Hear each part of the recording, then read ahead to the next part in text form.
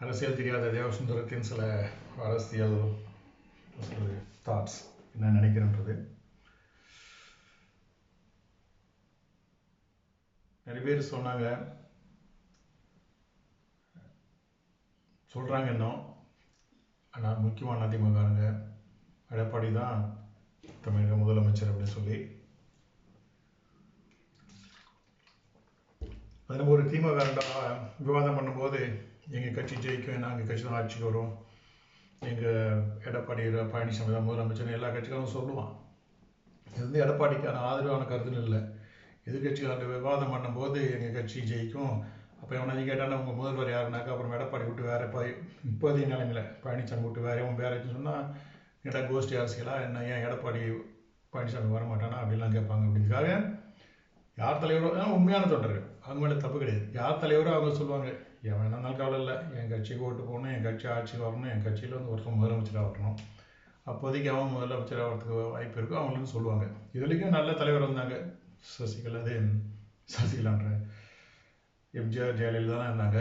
சசிகலாவுக்கு நான் சொன்னேன், ஜெயலலிதா இறந்தப்போ அந்த சமயத்தில் நான் சொல்லிட்டு இருந்தேன், அவங்க ஒழுங்காக பாயஸ் கார்டன் விட்டு வெளியே போயிடுறது நல்லது, இல்லைன்னா அவங்க வெளியேற்றப்படுவாங்க, அசிங்கப்படுத்தப்படுவாங்கன்னு சொன்னேன்.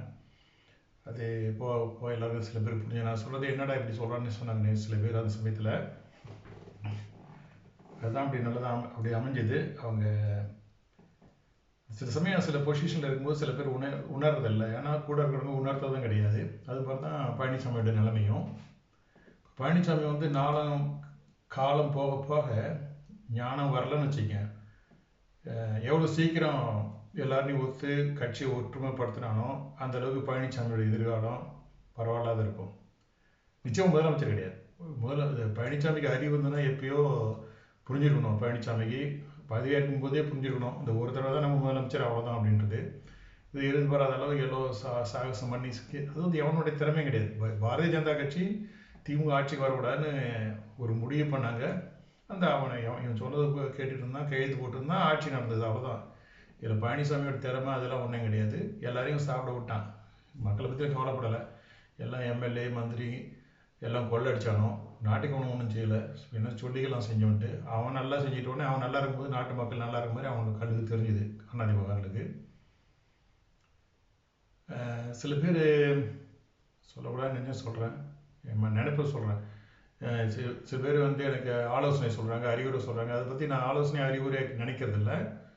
ஒரு சரி சில சமயம் அவங்க கருத்தை சொல்கிறாங்க, இல்லை தகவல் தெரிவிக்கிறாங்க, செய்தி சொல்கிறாங்க, அப்படி தான் நினைக்கிறது. சில பேரை பொறுத்த வரைக்கும், பல பேரை பொறுத்த வரைக்கும் சொல்லலாம். நீங்கள் வந்து எப்படி அரசியல் பண்ணணும் அப்படிலாம் சொல்கிறாங்க. அவங்களுக்கு நான் சொல்கிறது என்னென்னா, நீங்கள் செய்தி சொல்கிறதோட தகவல் சொல்கிறதோட நிறுத்திக்கிங்க, அது போதும். நீங்கள் எப்படி பிரச்சாரம் பண்ணணும், ஏதோ பண்ருட்டி அந்த கடவுள் பக்கம் எனக்கு தெரியாத மாதிரி நீங்கள் தான் வழிகாட்டி எனக்கு தெரியும் மாதிரிலாம் கற்பனை பண்ணாதீங்க. இன்னும் சொல்ல போனால் சில பேர் அதிமுகனே இருக்கான், பெரிய எல்லாம் அதிமுக எல்லாமே மாநில பதவி தான். எவனும் இந்த வடக்கு மாவட்ட தெற்கு ஒன்றிய செயலாளர் அப்படிலாம் கிடையாது. அது ஒரு பெரிய தொல்லை. எல்லா கட்சியிலும் பார்த்தாக்க கடலூர் வடக்கு மாவட்டத்தின், பண்ருட்டி தெற்கு மாவட்டத்தின், கிழக்கு மேற்கு ஒன்றிய செயலாளர்.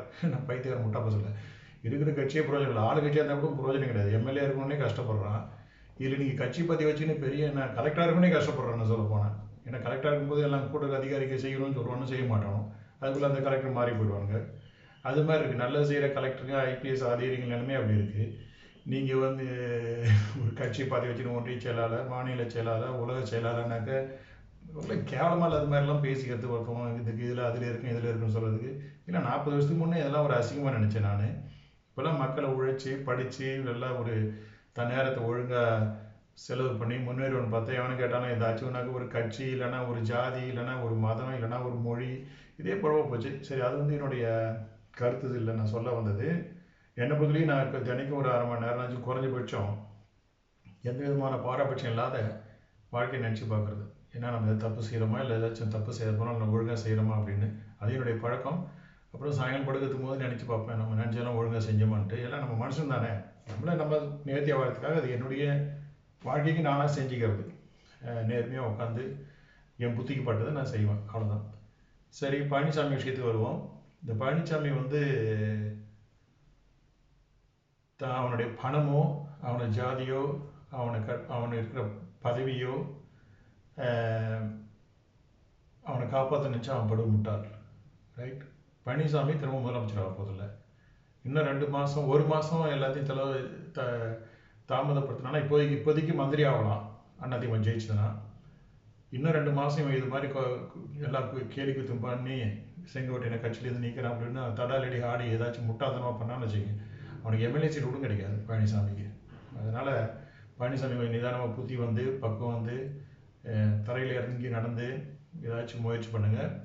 ஏதாச்சும் கட்சி இப்போ இருக்கிற நிலைமையில் கட்சி கூட்டணியோட நீ வந்து பாமகவோட கூட்டணி சரி தான், பாரதிய ஜனதா கூட கூட்டணி சரி தான், அதிகமாக 20-25 சீட்டு ஜெயிக்கும். அதிமுக, பாரதிய ஜனதா கட்சி, பாமக எல்லாம் சேர்ந்து கூட்டணி வச்சுன்னா இப்போதைக்கு ஒரு 20-25 சீட்டு ஜெயிக்கும் எம்எல்ஏ சீட். காரணம் என்னென்னா இப்போ இருக்கிற 60 எம்எல்ஏவில் 10%, அதாவது 6 பேர் தான் தேர்வானுங்க, 5-6 பேர். மீதி எவனும் தேடுற மாதிரி கிடையாது. ஏன்னா செங்கோட்டையன் இல்லாத கொங்கு மண்டலத்தில் ஜெயிக்கிறத விட்டுடுங்க. நான் சொன்ன மாதிரி தான் எல்லாம் பதவி வச்சுட்டு இருக்கலாம், ஆனால் மக்கள் செல்வாக்கு எவனும் இல்லை. இப்போ நான் வந்து எலெக்ஷன் நிற்கிறேன்னு வச்சுக்கேன் பண்ருட்டியில், இங்கே கட்சியில் நான் ஒரு உதாரணம் தான் சொல்கிறேன். இந்த கட்சி பதவியில் இருக்கிறவங்கலாம் கொஞ்சம் எட்ட தள்ளி நில்லுங்க இப்போ எலெக்ஷன் முடிவு வரைக்கும் அப்புறம் வாங்கன்னு சொல்லுவேன். ஏன்னா அவன் 3/4 பேர் யோக்கியதை அப்படி தான் இருக்கும், அவ்வளோ அட்டுழியம் பண்ணியிருப்பானோ. ஏன்னா அதனால் நீங்கள் வந்து எனக்கு இப்படி வழி காட்டுறேன் அங்கே என்ன சொல்லணும், மேக்சிமம் இந்த இந்த இந்த செலவுங்க, இந்த இதில் 2 கோடி செலவு பண்ணணும், 3 கோடி செலவு பண்ணணும், இதுக்கு அறிவாளி தேவைப்படுது. அது எனக்கு தெரியாதா? அதாவது நீங்கள் தகவல் சொல்லலாம். எனக்கு நான் அரசியலில் வந்து எலெக்ஷன் நிற்கிறேன்னா நான் தேர்ந்தெடுப்பேன் யாரை வச்சுக்கிட்டு எந்த செயலை செய்யலான்ட்டு. அதுக்கு திறமை இருக்கணும், அறிவு இருக்கணும், துணிச்சல் இருக்கணும். அதுக்கெல்லாம் நிறைய பேர் இருக்கு மேலே தெரியாது. அவனுங்க எல்லாம் யார் வேணாலும் எனக்கு அறிவுரை சொல்லலாம், அது கேட்டுக்கிறேன். அவங்க அறிவுரை, அவங்க பார்வையில் அறிவுரை, என் பார்வையில் ஒரு ஆலோசனையோ இல்லை ஏதோ ஒரு செய்தி சொல்கிறாங்க அப்படின்னு தான் நினச்சிப்பேன் நான். அப்புறம் திரும்ப எடப்பாடி பழனிசாமி கிட்ட வருவோம். காரணம் ஏன் வந்து பாரதிய ஜனதா கட்சி கூட்டணியை நான் ஆதரிச்சா கூட இது மோடி அமித்ஷாவை நிச்சயமாக நான் ஆதரிக்கலை. இப்போ மோடி வளர்றது என்ன உறுதிப்படுத்துகிறாங்கன்னா, மோடி இருக்கிற வரைக்கும் இங்கே திமுக வந்து தமிழ்நாட்டில் தோக்கடிக்க முடியாதுன்னு நினைக்கிறேன். அதேமாதிரி நான் அடிக்கடி சொல்கிற மாதிரி இப்போ சமீபத்தில் இந்தியாவில் வேகமாக வளர்ந்து வர்ற கட்சி காங்கிரஸ், வேகமாக அழிஞ்சு வர்ற கட்சி பாரதிய ஜனதா கட்சி. எவ்வளோ சீக்கிரம் பாரதிய ஜனதா கட்சி அமித்ஷாவை மோடியும் தூக்கி எட்ட போடுறாங்களோ அவ்வளவு நல்லது. அதை சீரழிவை தடுக்கலாம் பாரதிய ஜனதா கட்சி. அவங்க எவ்வளோ நாளாக அவனுங்களை விட்டு வைக்கிறாங்களோ இப்போதைக்கு அது வந்து பாரதிய ஜனதா கட்சிக்கு இப்போ இருக்கிற நிலைமைக்கு 150 சீட்டு 100 சீட்டு ஒரு ஜெயிக்கணும்னு நினச்சாக்க இவனை இன்னும் அமித்ஷா மோடி இன்னும் 1 வருஷம் பதவியில் இருந்தாங்கன்னா இன்னும் 50 சீட்டு கூட தேராது பாரதிய ஜனதா கட்சி. அது அவங்க முடிவு பண்ணிட்டோம். என்னுடைய நம்பிக்கை அடுத்த ஆண்டு சட்டமன்ற தேர்தல் வரும்போது பாரதிய ஜனதா கட்சி ஆட்சியில் இருந்தால் கூட மோடி அமித்ஷா பதவியில் இருக்க மாட்டாங்கன்னு ஒரு நம்பிக்கை. என் இஷ்டத்துக்கு விட்டால் நான் வந்து அதிமுக காங்கிரஸ் கூட்டணி உருவாக்குவேன். காங்கிரஸ்க்கு 70 சீட்டு கொடுத்துட்டு மீதி எவ்வளோ 160 சீட்டை அதிமுக போட்டிடும். அப்படிதான் என்னுடைய வியூகம் இருக்கும். சரிதானே? ஆமாம். சரி, திமுக பற்றி பேசும்போது நிறைய பேர் அவங்க ஆடுறாங்க. அது வந்து நம்ம வந்து கவலைப்பட வேணாம். அது ஸ்டாலினே அவர் முடிவு கொண்டு வந்துடுவார். ஏன்னா எப்படி அதிமுகவில் சில பேர் ஜெயலலிதா அவங்க செத்த பிறகு கொஞ்சம் காலம் ஓடிச்சு 5 வருஷம், அது மாதிரி திமுகவில் கருணாநிதி காலத்தில் இருந்தவங்களாம் கொஞ்சம் பேர் அப்படி ஓட்டினாங்க. அவங்க ஸ்டாலின் அவங்க குடும்பம் பிழைக்கணும். ஏன்னா ஸ்டாலின் வந்து இப்போ திமுக ஆட்சியிலன்னா கஷ்டப்பட போகிறது ஸ்டாலின் குடும்பம் தான், மீதியெல்லாம் பறந்துடுவானுங்க. அதனால் திமுகவில் இருக்கிற அட்டுழியத்துக்கு வந்து ஸ்டாலினே முடிவு பண்ணிடுவாங்கன்னு நினைக்கிறேன். அந்த தேர்தல் சமயத்தில் யாருக்கு எம்எல்ஏ சீட்டு கிடைக்குதோ அதுக்கு தகுந்த மாதிரி அப்புறம் நம்ம என்ன நினைக்கிறோன்றதை அப்போ பேசுவோம். அதனால் நிறைய பேர் இப்போ திமுக பற்றிலாம் நமக்கு கவலைப்பட வேண்டிய அவசியம் கிடையாது. அது ஸ்டாலின் யாரெல்லாம் ஓய்ச்சிட்டு மீதி எவன் தப்பிக்கிறானோ அவனுங்களை பற்றி பேச வேண்டிய நேரம் இருந்தால் தேவை இருந்தால் பேசுவோம். அதே மாதிரி தான் அதிமுகவில் நிறைய பேருக்கு அரசியல் வாழ்க்கை முடிஞ்சு போச்சுன்னு தெரியல, அவனுக்கு உணர்வானுங்க நினைக்கிறேன். ஆனால் வாழ்க்கையில் ரொம்ப முக்கியம் நன்றி மறவாமை அன்னைக்கு முக்கியம்.